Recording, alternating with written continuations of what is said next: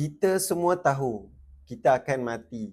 Tapi kenapa hidup kita sekarang ni macam tak akan mati? Setiap hari kita sibuk cari duit.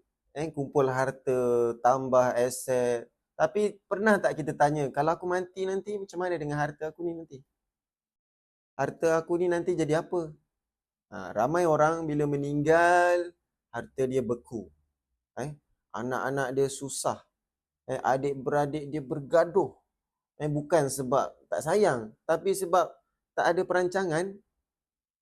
Dalam Islam, kita telah diajar, kematian itu pasti. Kullu nafsin dha'iqatul maut. Setiap yang bernyawa pasti akan merasai kematian.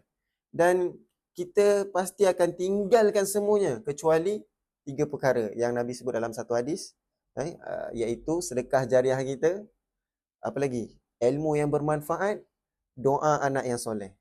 Antara sedekah yang boleh kita buat adalah hibah. Jadi kalau sekiranya sahabat-sahabat semua masih belum buat hibah, buatlah sekarang sementara kita masih hidup. Kalau dah meninggal, dia akan jadi faraid, dia akan jadi pusaka.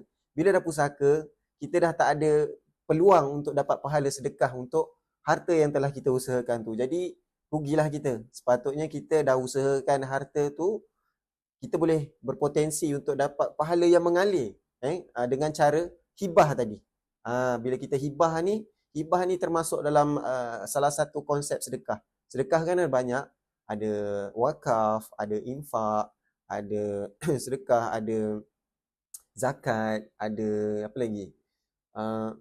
Hibah, wasiat kan. Ini antara yang kita boleh buat untuk kita dapat pahala yang mengalir untuk harta-harta yang telah kita usahakan ni.